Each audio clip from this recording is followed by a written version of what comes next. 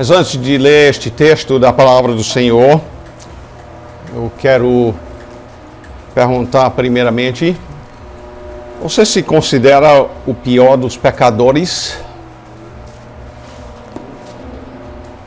O livro de Jó, aliás, começa dizendo sobre a pessoa de Jó. Havia um homem na terra de Uz, cujo nome era Jó, homem íntegro e reto, temente a Deus e que se desviava do mal. Se você disser, mas isso é o que Jó diz de si mesmo, o provável é que Jó não escreveu o livro. Mas se isso não bastasse, no capítulo 1 e versículo 8 ainda, o Senhor, falando a Satanás, diz: observaste o meu servo Jó, porque ninguém há na terra semelhante a ele, homem íntegro e reto, temente a Deus e que se desvia do mal. Deus mesmo disse estas palavras sobre o seu servo. E agora, no capítulo 42 e versículo 6, Jó diz: por isso me abomino e me arrependo no pó e na cinza. Deus estava errado quando disse que Jó era esse homem. Ele se enganou com Jó. O Jó estava errado quando ele disse: por isso me abomino e me arrependo no pó e na cinza. Ou é que Jó tinha pecado nos capítulos 3 a 41? Eu creio que ele pecou sim. Mas que foi que levou Jó a pronunciar essas palavras? Hoje nós queremos estudar sobre Jó se arrepende de sua arrogância. E com isso em mente, em Jó capítulo 42, nós vamos ler hoje os versículos de 1 a 6.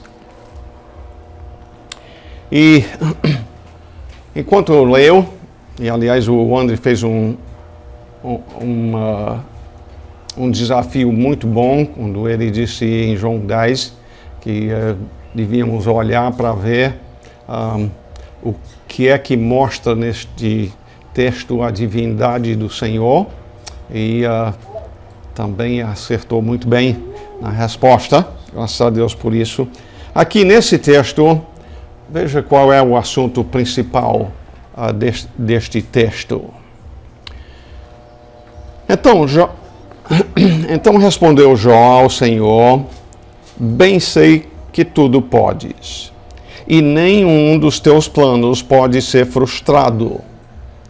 Quem é aquele, como disseste, que sem conhecimento encobre o conselho? Na verdade, falei do que não entendia, coisas maravilhosas demais para mim, coisas que eu não conhecia. Escuta-me, pois havias dito, e eu falarei.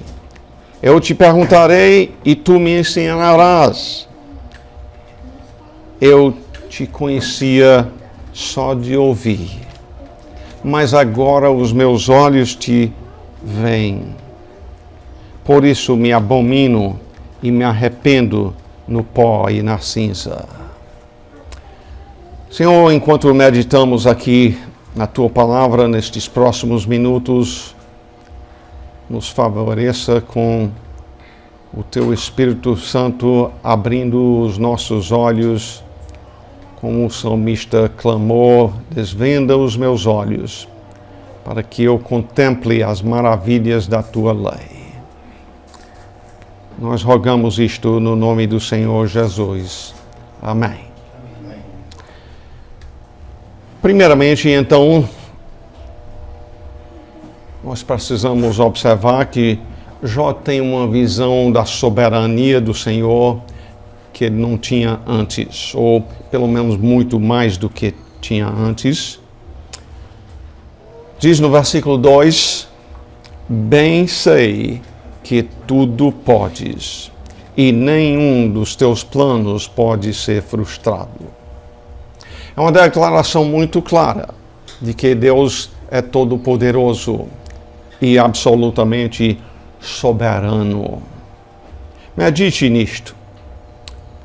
Não há quem possa frustrar os planos do Senhor. Em comparação, os seus planos às vezes são frustrados. Hein? Mas quanto ao Senhor, nunca. Hein? Homens gostam de falar sobre o livre-arbítrio do homem. Porém, nossa liberdade quanto a isto é bem diferente da do Senhor. Nós fazemos escolhas? Fazemos escolhas? Pois bem, nós fazemos isto. Somos responsáveis pelas escolhas que fazemos? Também somos. Né? Mas pense comigo. É você que escolhe o dia que você vai morrer? Não.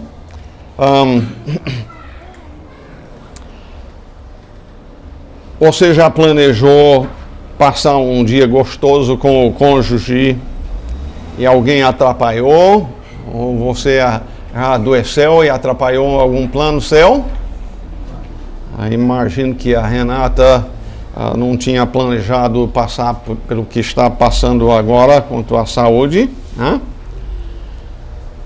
Já quis comprar alguma coisa e não tinha dinheiro suficiente?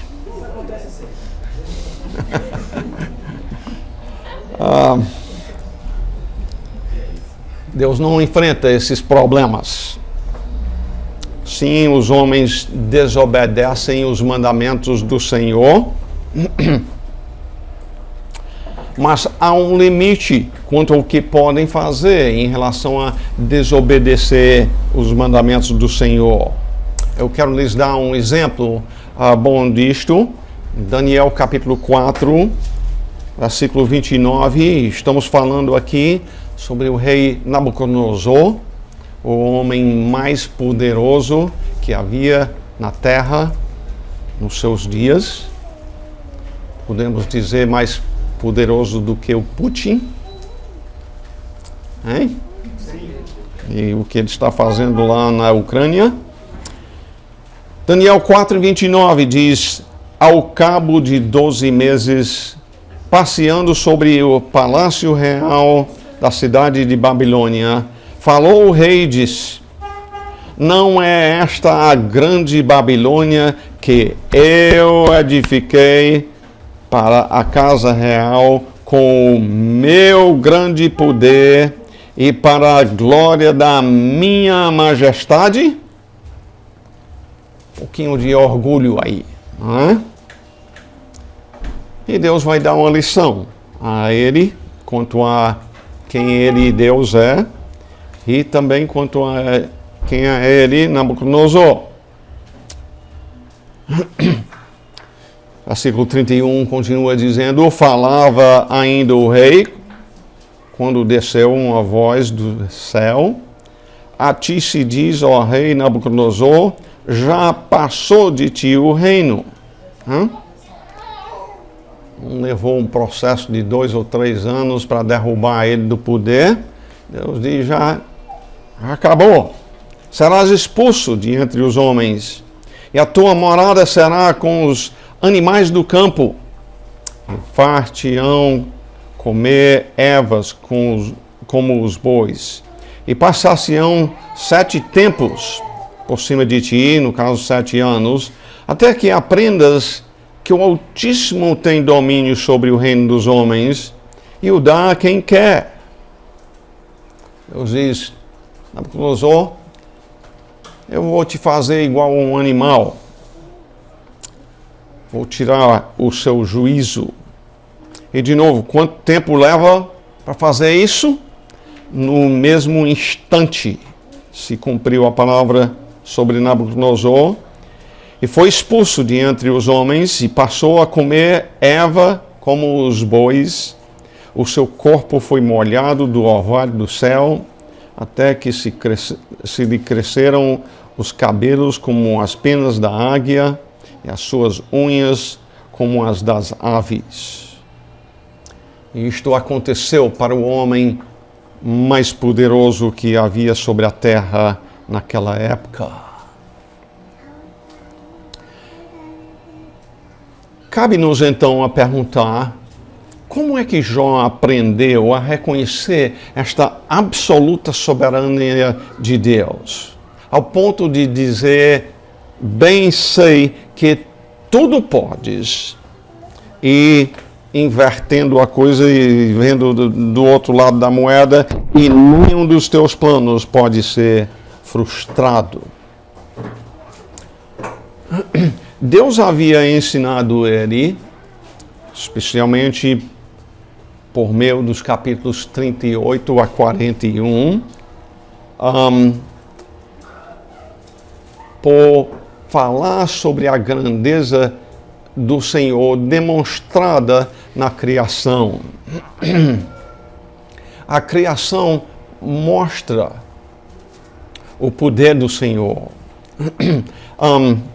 Além de poder bruto, a sabedoria, o conhecimento vasto para poder executar o que ele planeja, o que ele quer. E aí cabe perguntar a você já aprendeu esta verdade? Eu não duvido de maneira nenhuma que você diria, eu afirmo que Deus é soberano. Mas você precisa aprender mais dessa verdade. E tanto as bênçãos, como por exemplo a esposa, os filhos de Jó, a riqueza dele, os servos e a saúde dele lá no início do livro, estas coisas vieram do Senhor, e Jó já sabia disto lá no capítulo 1. Se lembra quando, no versículo 21, ele diz,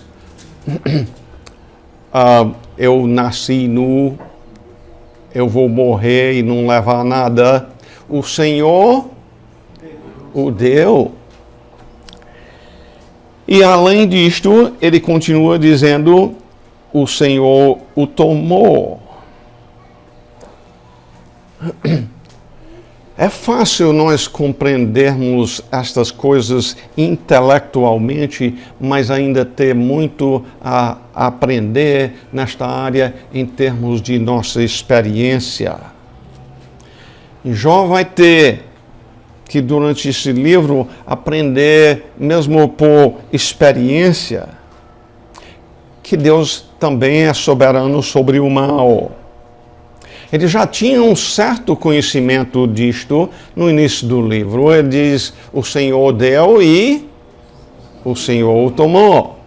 Ele tem um certo conhecimento disto, mas ele precisa aprender mais sobre esta questão. Esta visão de que Deus é todo-poderoso e absolutamente soberano pode nos levar a superar todo tipo de mal que venha sobre as nossas vidas. Pense comigo por um instante na situação mais difícil que você já enfrentou na sua vida. Pensa aí só um momento. Qual você diria que foi a situação mais difícil que você enfrentou na sua vida?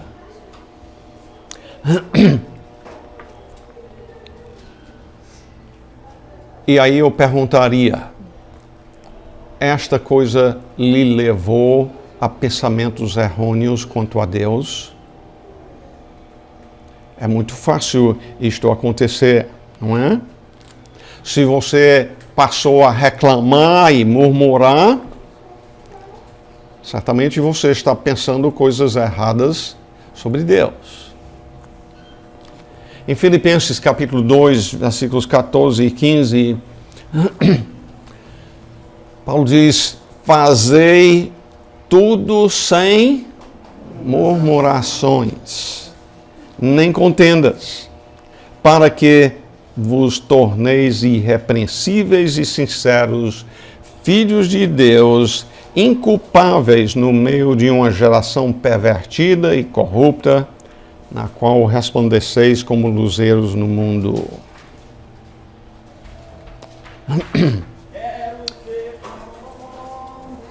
Quando nós pensamos coisas errôneas sobre Deus, nós estamos pecando contra Ele. No versículo 3, voltando lá, Jó, capítulo 42, Jó diz: quem é aquele, como disseste, que sem conhecimento encobre o conselho? Na verdade, falei do que não entendia. Dê água aí, por favor. É muito fácil fazer isto, não é? Falei do que não entendia.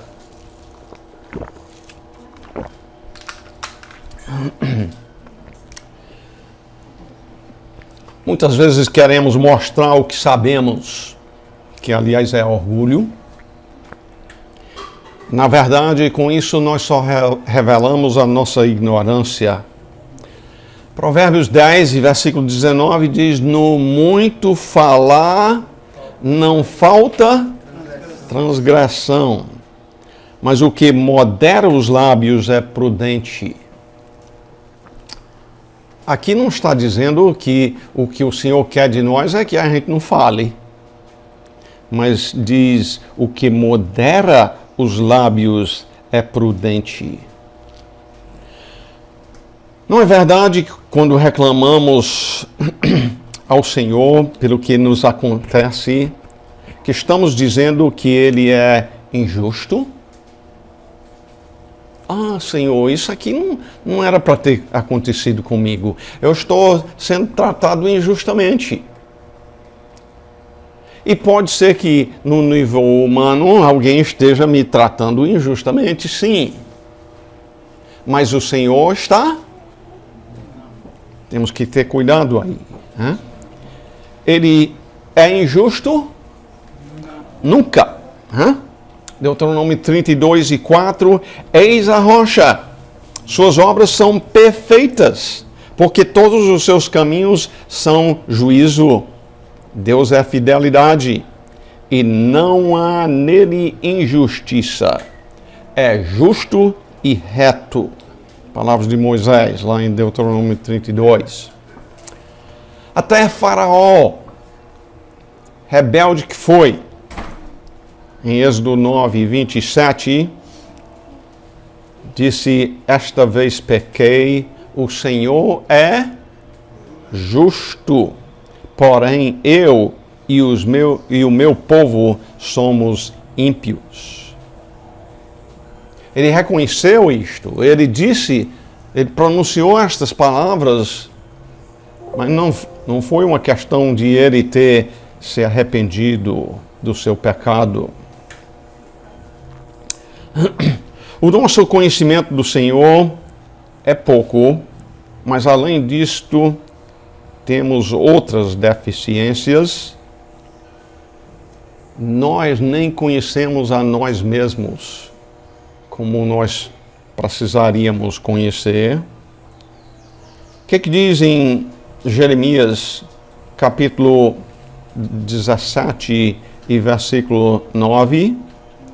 Enganoso é o coração mais do que todas as coisas e desesperadamente corrupto, quem o conhecerá?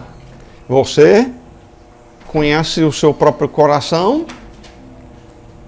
Não, o seu coração te engana a pensar que você é bom,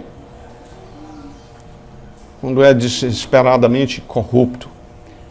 Mas tem um que conhece eu, o Senhor, esquadrinha o coração e prova os pensamentos, e isto para dar a cada um segundo o seu proceder, segundo o fruto das suas ações.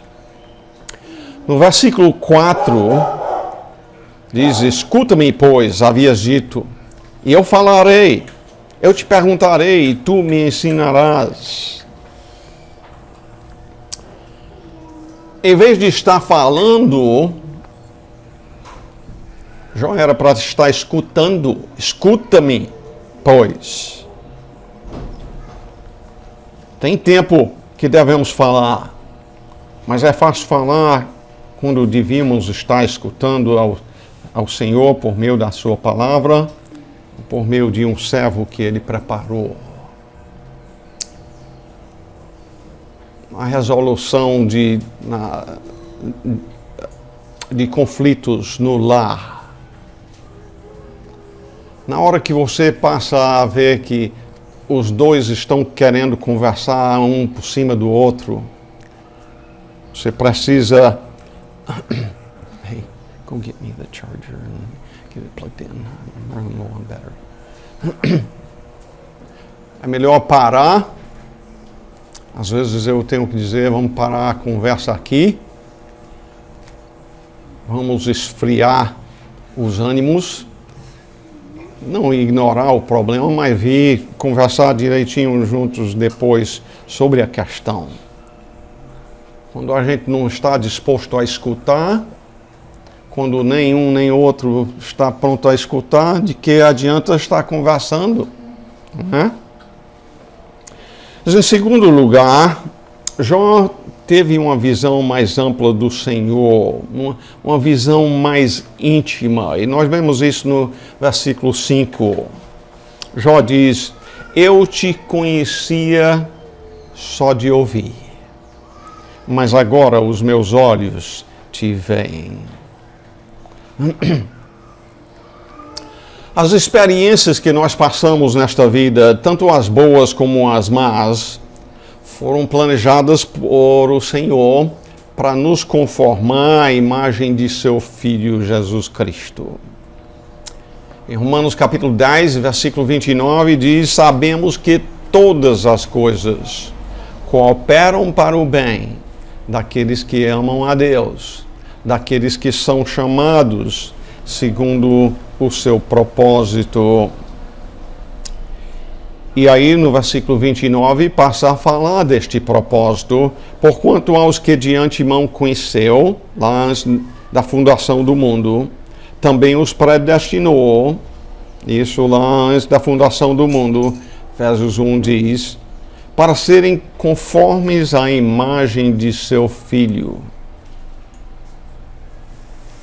Este é o propósito de Deus para a vida de todo salvo. Fazê-lo parecido a Cristo. É isso que você deseja também? Esse é o desejo, ser semelhante a Jesus Cristo. Se você é de fato salvo, este é o plano dele para a sua vida. Você se alegra em saber isto? Sua vida demonstra que você de fato crê que ele disse a verdade quando disse que fará que todas as coisas cooperem a este fim. E aí no versículo 6, Jó diz: por isso me abomino e me arrependo no pó e na cinza. Nós precisamos ver a ligação aqui. Davi, Esther, por exemplo, no estudo da gramática, vocês vão encontrar que existem conjunções. Faz ligação de uma coisa com a outra. E o versículo 6 aqui diz: por isso, diante da verdade do versículo 5, a conclusão é essa: eu te conhecia só de ouvir, mas agora os meus olhos te veem. Ele passou a conhecer melhor ao Senhor. Em consequência, quanto à pessoa dele, o que foi que aconteceu? Ele diz, por isso, porque eu conheci melhor o Senhor, me abomino e me arrependo no pó e na cinza. Aqui nós encontramos, então, o resultado mais importante de todo esse sofrimento na vida dele. Eu sei que quando eu estive doente, mais ou menos um ano atrás, passei uns 5 dias doente. Eu me lembro de ter pensado, depois de talvez uns 3 ou 4 dias, mas eu só oro que Deus me recupere. Eu era para estar orando, Senhor, o que você está querendo me ensinar? O que você está querendo fazer em minha vida através dessa doença? Veio só para eu clamar a Ele, Senhor, me cure? Imagino que não, né? Aqui, mais cedo na escola dominical, foi citado o Salmo 119, versículo 71, onde diz, foi-me bom ter eu passado pela aflição, para que aprendesse os teus decretos. Agora deu certo. O salmista diz, foi bom que eu passei pela aflição, para poder aprender os teus decretos. O versículo 67 diz, antes de ser afligido, andava errado, mas agora guardo a tua palavra. As dificuldades que eu atravessei me levaram, o salmista diz, a ser mais obediente à palavra. Levou essas dificuldades para me aproximar do Senhor. Então, quando você adoece, quando passa por dificuldade financeira, os relacionamentos com outras pessoas, seja com seu cônjuge, seja com seus filhos, seja com seus pais, seja com vizinhos, quando não anda bem, ou sofre outra aflição, procure aprender o que o Senhor quer te ensinar nessa situação. Não pense meramente em sair da aflição.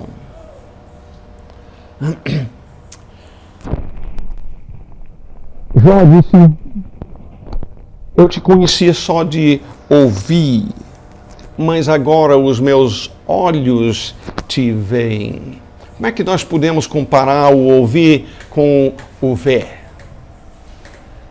Tem o ditado que um retrato vale 1000 palavras. Jó está dizendo, eu cheguei a te conhecer muito mais intimamente agora do que eu conhecia antes. Antes tinha o ouvir, mas agora além do ouvir tem o ver também.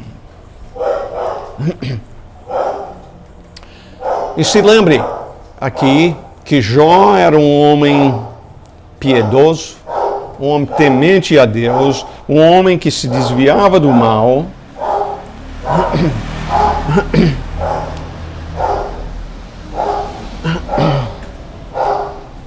Jó está errado, então, ao dizer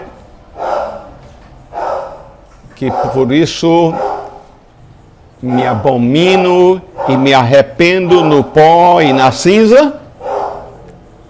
Não. É costume do homem também enxergar o seu pecado. Em Lucas 5:8,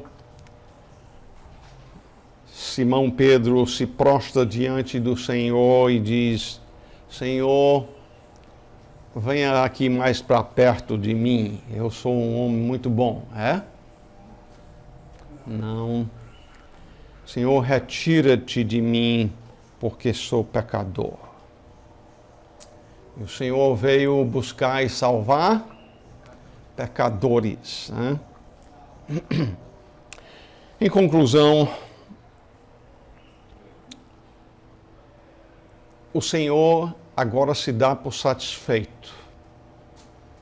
Mas é bom a gente se lembrar que no capítulo 40, e eu falei sobre isso na semana passada, Jó havia dito, nos versículos 4 e 5, ponham a mão na minha boca, uma vez falei, não reaplicarei, aliás, 2 vezes, porém não prosseguirei. A verdade é que Jó precisava falar, né? Mas o que ele estava precisando fazer era confessar o seu pecado. Não falar orgulhosamente de tanto que ele sabia. Ele precisava aprender o seu lugar no universo.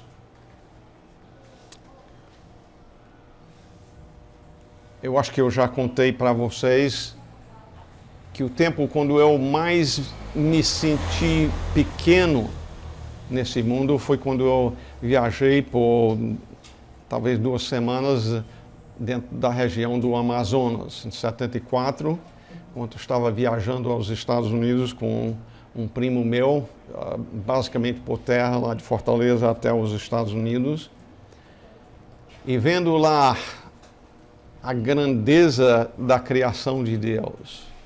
Eu fui criado aqui no Nordeste, especialmente no Ceará. Os rios lá nem se compara nem de longe com o que a gente vê no Ceará. Árvores enormes, borboleta aos milhões de até o ônibus ter que parar e varrer o radiador porque o motor estava esquentando, porque fizemos isso mais de uma vez. Porque eram milhões de borboletas viajando aí dentro do trilho da estrada. A mata que parecia não ter fim, viajando dentro por terra, por água e por cima de avião. Eu me senti lá muito, muito pequeno.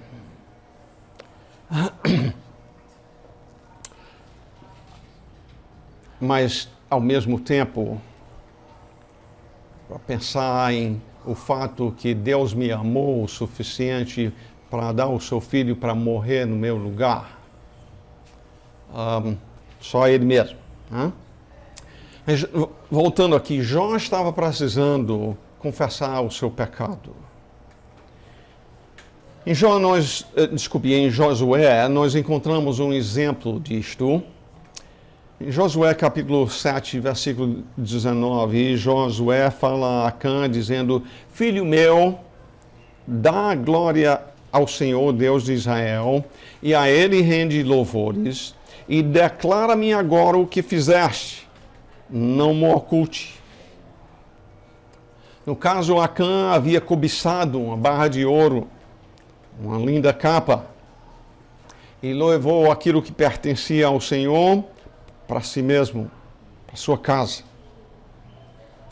Ele iria morrer por causa do seu pecado, ele, junto com toda a sua família, que certamente deu cobertura ao pecado dele, e Deus iria aparentar ser injusto fazer tudo isso se Acã não confessasse o pecado que havia cometido. Nota bem, confessar pecado é uma maneira que o ser humano glorifica a Deus. Acã respondeu a Josué e disse: verdadeiramente pequei contra o Senhor, Deus de Israel, e fiz assim e assim. Quando vi entre os despojos uma boa capa babilônica e 200 ciclos de prata, e uma barra de ouro do peso de 50 ciclos, cobicei-os e os tomei. Eu desejei aquilo e tomei o que não era meu. E eis que estão escondidos na terra, no meio da minha tenda, e a prata por debaixo.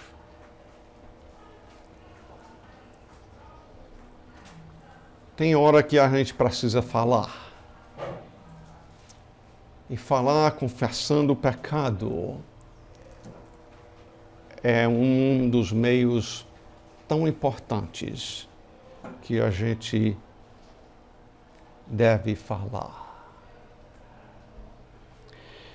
Eu quero terminar contando aqui uma história que eu li no livro de Steven Lawson, que ele conta no seu livro Jó.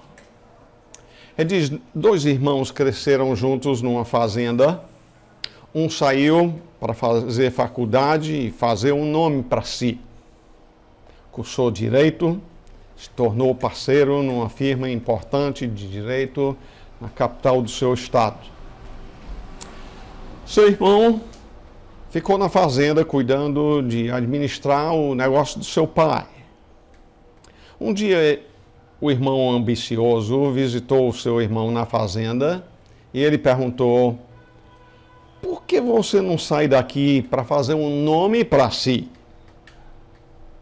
Por que não se tornar alguém neste mundo para poder segurar sua cabeça alto como eu o faço?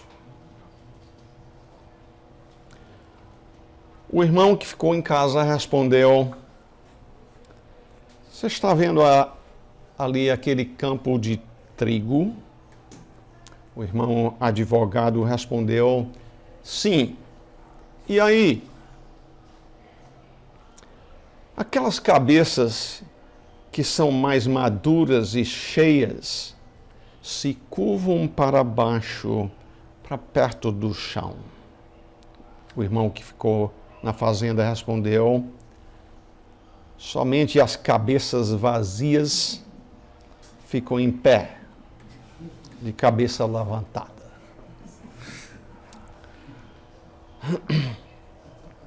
As cabeças vazias de homens se levantam em orgulho, enquanto as cabeças cheias do temor do Senhor, do entendimento do seu próprio pecado, estes se curvam diante do Senhor com humildade.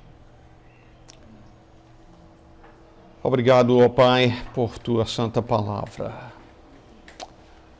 Que ela produza também em nossas vidas uma certeza, primeiramente, de que o Senhor é soberano.